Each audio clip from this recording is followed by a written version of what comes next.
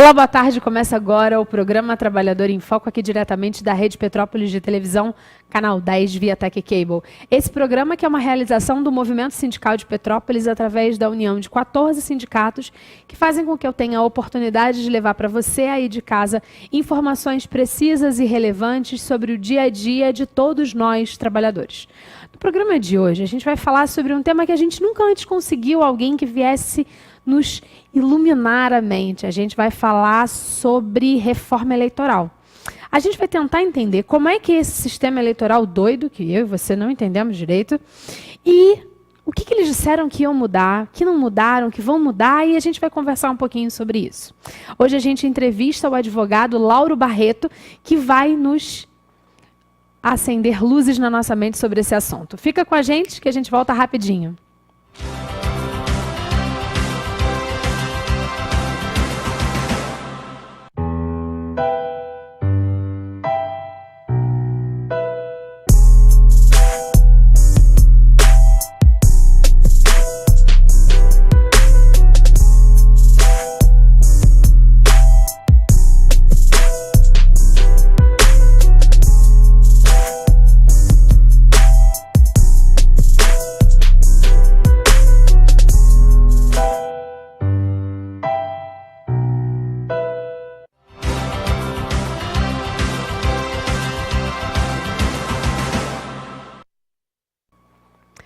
Estamos de volta com o programa Trabalhador em Foco. Vamos dar início ao nosso bate-papo com o advogado Lauro Barreto. Seja muito bem-vindo. Eu agradeço a oportunidade de estar aqui no seu programa.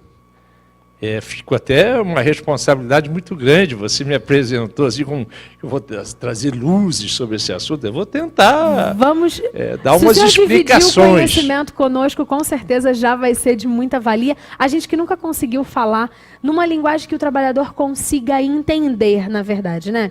A gente tem um sistema eleitoral no Brasil, né? E há quanto tempo que ele funciona do formato que ele é hoje? Olha, até 2007, toda eleição saía uma lei específica para aquela eleição. Certo. Então, até no artigo 1º dessas leis, que eram chamadas leis do ano, era a lei daquele ano eleitoral, dizia assim, essa lei destina-se a regulamentar a eleição do ano tal. Certo. Em 2007, veio uma lei que perdeu esse caráter, deixou de anunciar que seria para esse ano. Uma lei, então, com um propósito permanente. Certo? Vantagens e desvantagens de uma lei permanente? Uma certa segurança jurídica, não é? Certo. Você não ficar mudando as coisas, né? Você pode se planejar, digamos isso, assim, também, no que diz respeito aos partidos Só e aos que isso candidatos. É um embuste, porque a lei, toda eleição, ela é mudada, ela é emendada, ela é remendada, sempre com uma conversa fiada de que está se fazendo uma reforma eleitoral. Não é verdade. Não existe nem reforma eleitoral e nem reforma política. Existe uma colcha de retalho, uma emenda aqui, conserta ali, desconcerta acolá, e nós temos o mesmo clima de instabilidade. Quando a gente pensa em eleições, a gente pensa quase que em dois formatos bem específicos, né? O sistema majoritário e o proporcional. E o proporcional. Vamos por partes, então. O que é o sistema majoritário? O majoritário é aquele que ganha a eleição o mais votado. Certo. Certo. Muita gente pensa que isso só está aplicado na eleição para os cargos do executivo, de governador, de prefeito ou de presidente da República. Não, não é bem assim. Porque o senador é um cargo do legislativo, mas que também é majoritário. São eleitos os senadores mais votados. Certo? Quais são as vantagens para esse tipo de sistema? A vantagem bom, no sistema do executivo, só pode ser mesmo uma eleição majoritária. Você não pode admitir um outro tipo de eleição, não é? Porque é um ou outro. Um ou outro. Não mais, tem o mais vários votado. ocupando o mesmo cargo. O nosso já evoluiu, o nosso sistema majoritário já evoluiu, no caso das cidades com mais de 200 mil habitantes. Que é o caso de Petrópolis. Isso, que é o caso de Petrópolis. Que hoje você tem o segundo turno. Se no primeiro turno da eleição nenhum candidato conseguir a metade mais um voto, vai para uma nova votação, os dois mais votados. Isso é importante? Importantíssimo. Deixa eu lhe fazer uma pergunta. 50% mais um dos votos válidos ou dos eleitores daquela dos cidade? Votos válidos. E aí vamos para uma questão que todo mundo E todo mundo fala. erra nisso, não existe isso. O que é voto válido? Voto válido é aquele que não é branco e que não é nulo. Ok, então voto válido é aquele que a pessoa votou de verdade Votou em alguém. de verdade em alguém. Ou numa legenda. Ou numa legenda. Ou numa legenda. Ok. Aí tem muita gente que diz assim, Vou votar Se- nulo para cancelar a eleição. não cancela. Ai, explica Vou pra te explicar. gente, por A favor. cidade tem 10 mil eleitores. Certo. 9.990 anulam os votos. E 10 votam. Qual é a eleição vai ser contabilizada em quê? Nos 10 votos que votaram. Os 9.900 que anularam o voto, anulou, não conta, não serve para nada. Não existe essa história de que, se 50% mais um anular o voto, a eleição está anulada. Não existe isso. Então, a partir de hoje, O que existe é o vezes... seguinte, vamos lá. Vamos lá. Se 2 votos válidos, daqueles votos que foram considerados válidos, se for depois anulado a metade mais um, aí tem outra eleição. Certo? Você faz uma eleição, todo mundo votou direitinho, coisa e tal. Aí depois descobre-se, por exemplo, que o candidato vencedor comprou os votos. Aqueles votos vão ser anulados. Aí é diferença. Voto nulo é uma coisa e voto anulado é outra. É outra coisa. Voto anulado é o voto válido que por uma questão, por uma sentença judicial, foi anulado. Isso Certo. é uma coisa. Então, o nulo, termina, que por você gentileza. mesmo anulou, não, esse não conta para nada. Certo. Na prática, votos brancos e nulos ajudam Ajuda a continuar tudo do mesmo jeito. quem tem maioria. Exatamente. Quem já tem a maioria, quem está com a máquina na mão, essa coisa toda. Então, é como um péssimo negócio você anular seu voto ou votar em branco como se isso fosse algum tipo de protesto. Você não está protestando. Não é. Não é numericamente. Não, e nada. Em Petrópolis, nas nossas eleições majoritárias do último ano, ou seja, estou falando da eleição para prefeito, a gente teve um número muito grande de abstenção. É verdade. Abstenções e votos nulos e votos em branco. Foram os não mudou vencedores. em nada. Foram os vencedores. Quem ganhou a eleição foi o que não votou. Mas quem ganhou a eleição não é o prefeito atual, não. Sim, sim. Certo? Ele foi derrotado por aqueles que não quiseram votar nele. Também nele. Sim, também nele. De alguma forma, todos os que votaram nulo ou em branco corroboraram para a vitória do atual prefeito. É verdade. E aí aqui não há juízo nenhum de valor se é bom ou ruim. Não faz parte do meu papel enquanto jornalista fazer isso. Estou só salientando que quando você, telespectador, ou quando eu, cidadão, quando todos nós fazemos uma escolha, acreditando na premissa errada, ou seja, de que votar branco ou nulo vai fazer alguma coisa, não vai fazer nada. Não vai fazer nada. Pelo contrário, você só está mantendo a situação do jeito que ela está. Maravilha. Continuando, então, os votos majoritários. É muito importante a gente falar isso, porque eu acho que ninguém entende direito. Né? E aí a gente consegue esclarecer de um jeito. Eu vivo falando para as pessoas, você está errado votando em branco, mas ninguém agora vai me acreditar. Que agora não é mais a Carla, agora o doutor Lauro. Lauro, sem o doutor, isso mesmo. Vamos de cidadãos para cidadão, não é isso? É melhor. E aí, a gente falando dessa questão do voto majoritário, eles pegam, então, o prefeito, o governador, presidente da República e o candidato ao Senado.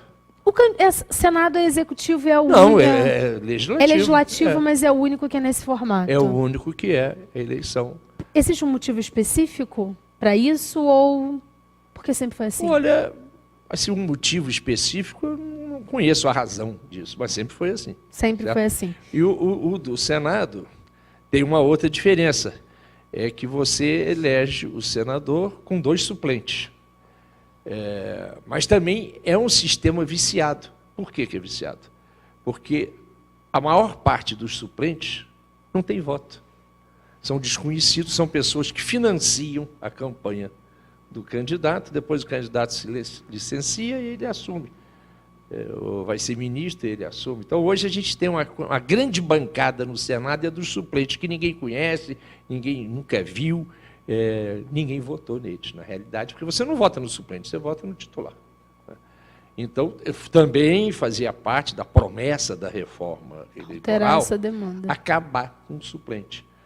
O primeiro foi eleito, coisa e tal, morreu, coisa e tal, dá posse ao segundo mais votado, mas não passa. Não passa. Por que não passa? Essa reforma prometida, a reforma eleitoral, quem pode fazer são os políticos, os detentores de mandato. Que estão lá. Eles estão lá. Se eles chegaram lá por via dessa lei que está em vigor, a troco de quê que eles vão mudar? Eles não querem mudar. Um ou outro podem até concordar, entender que é melhor, conceber aí as reformas a que eles fazem é o quê? Proibir botar galhardete. Oh, mudou muito. Mudou muito. Mudou muita coisa. Proibiu é só menos lixo. Você distribuir régua, chaveirinho, Adorava camiseta. régua. Né? A régua Isso não eu muda adorava. nada, isso é o varejo. É o varejo. Os grandes vícios da política, que é principalmente a compra de votos, continuam. Está aí, solta aí. A compra de voto e também o estelionato eleitoral. O jeito de prometer mundos e fundos e depois não fazer nada. Prometer que vai fazer isso e aquilo, sabendo que não vai poder fazer, porque não tem recursos. Não tem verba para isso tudo.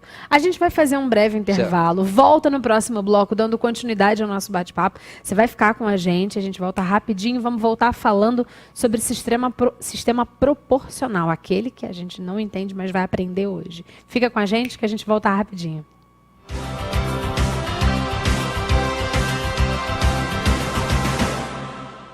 Se a nossa aposentadoria já estava em risco no governo Dilma, Temer assume o cargo com a promessa de acelerar a retirada de direitos e aprovar uma contra-reforma da Previdência até o final do ano. Através de reportagens e propagandas, tentam convencer a nós, trabalhadores, de que a Previdência dá prejuízo e que, por isso, a reforma seria um mal necessário. Isso tudo não passa de mentira. Mais da metade desse suposto rombo é causado pelo próprio governo, com renúncias de contribuições previdenciárias que deixaram de ser cobradas de empresas. Além disso, para chegar nesse rombo, o governo finge que todos os benefícios da Previdência deveriam ser pagos com as contribuições dos trabalhadores e das empresas. Na verdade, a Previdência faz parte do sistema de seguridade, junto com a saúde e a assistência social. Esse sistema tem um modelo de financiamento tripartite, previsto pela Constituição Federal. Além das contribuições de trabalhadores e empresários, há também impostos e receitas que deveriam ser repassadas pelo Estado. Quando a conta é feita como manda a Constituição, a Seguridade Social arrecada mais do que o necessário, com sobra. Mas a maior parte dessas receitas é historicamente desviada para outras áreas. Mecanismos como a desvinculação de receitas da União são usados para tirar dinheiro de áreas sociais e favorecer empresários e banqueiros com o pagamento da dívida pública. O governo maquia os dados para encobrir a retirada de direitos. O objetivo por trás da mentira do rombo é liberar mais recursos para o pagamento da dívida pública e ainda abrir o mercado lucrativo para os empresários da Previdência Complementar. Empresários, políticos e a mídia comercial estão juntos para tentar jogar a conta da crise nas nossas costas. Mas nós, trabalhadores, somos a maioria da população. Estamos nas escolas, nos hospitais, nas fábricas e juntos podemos impedir qualquer tentativa de retrocesso. O caminho para barrar o desmonte da Previdência é a construção de uma grande greve geral. Ajude a espalhar essa ideia e junte-se à luta em defesa de direitos.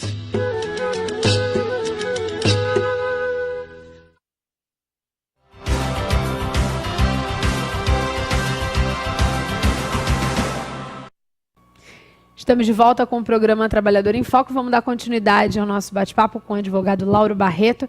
Vamos agora para a parte que, para mim, é muito difícil.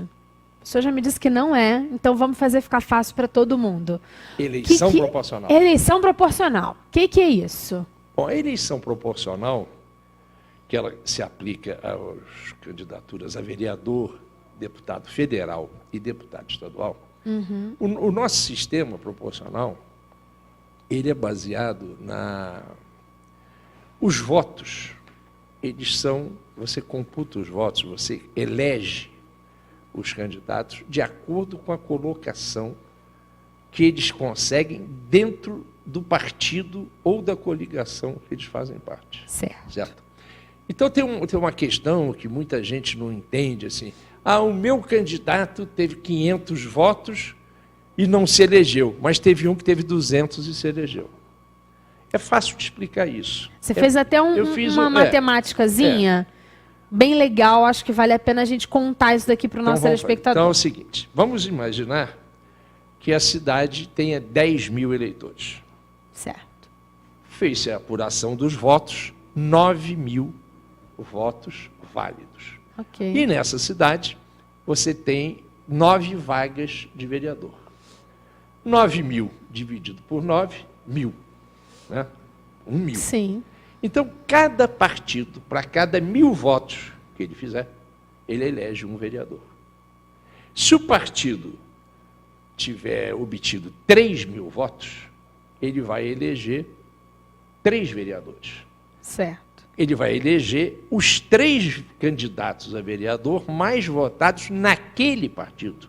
Certo. Pode acontecer que o mais votado, teve 2.990 votos.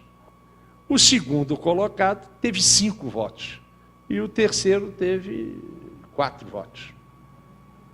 Eles estão eleitos. Um se elegeu com 4, outro se elegeu com 5, mas o outro se elegeu com 2.900. Isso foi o que aconteceu, por exemplo, com o Tiririca. O Tiririca, a votação dele de deputado federal, tão expressiva. 1.700.000 votos. Ele puxou um monte de candidato que não teve essa votação. Porque esses votos não contam para ele, esses votos contam para o partido dele ou para a coligação dele. Aí você vai para um outro partido, nesse exemplo, que tenha tido 2.000 votos. Ele elege 2 vereadores. O mais votado teve 1.000, o segundo mais votado teve 400, certo. E o terceiro mais votado teve 300. Esse com 300 votos não se elegeu, embora no outro partido com 5 votos, com 4 votos, com 100 votos, se elegeu. É porque o voto, ele não fica para o candidato, ele fica para o partido.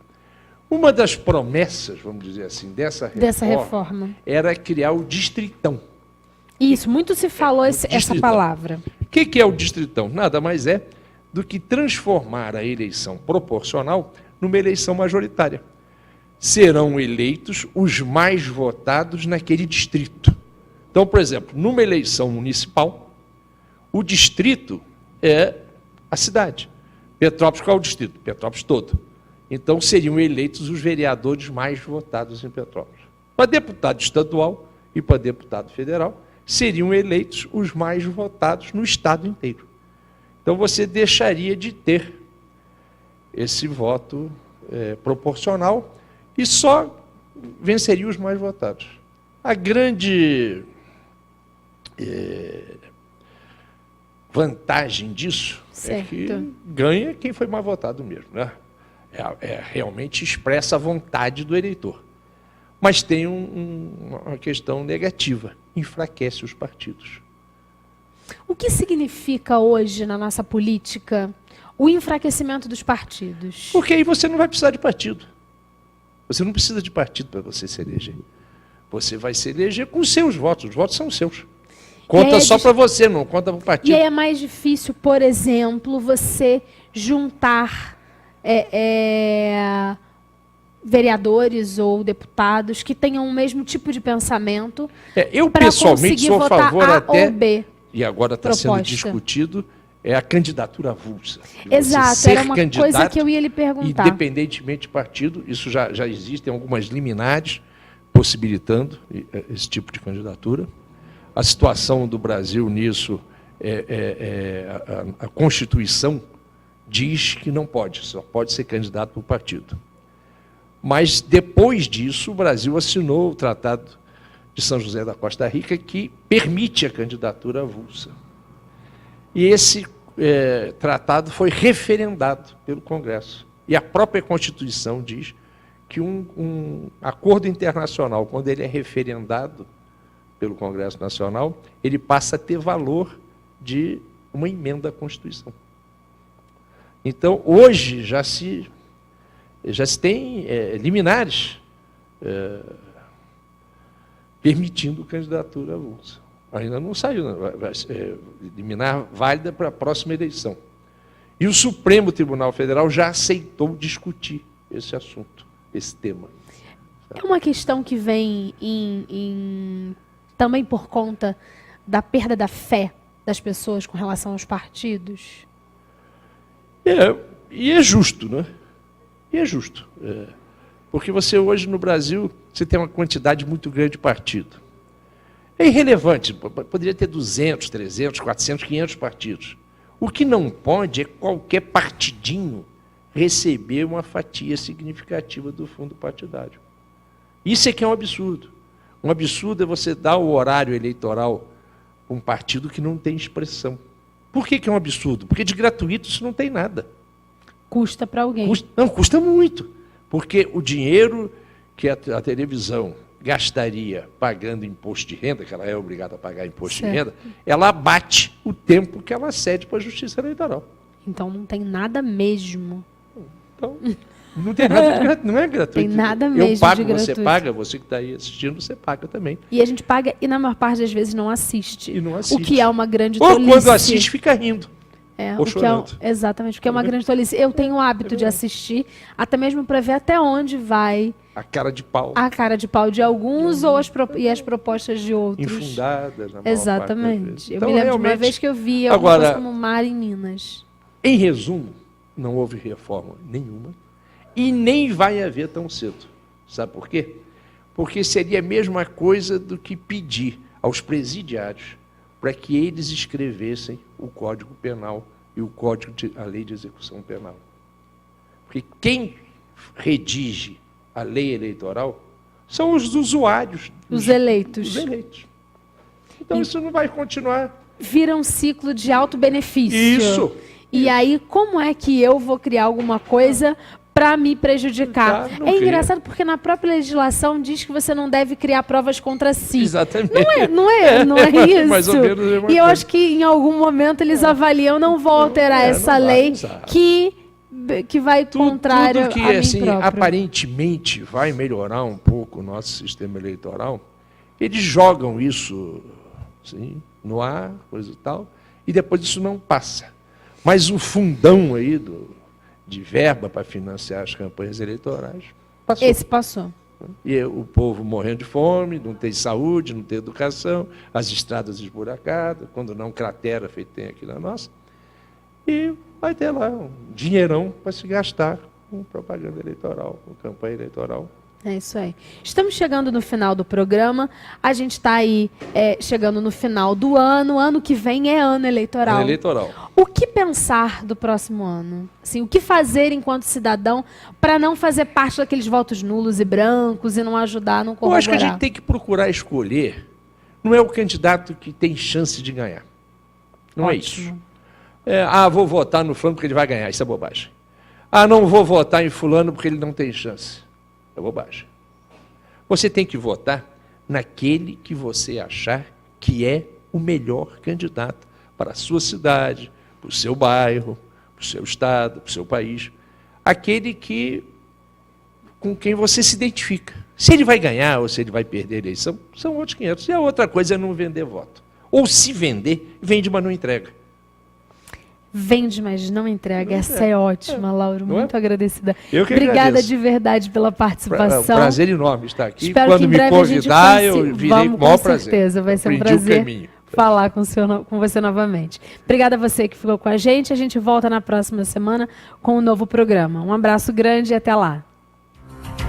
Adorei.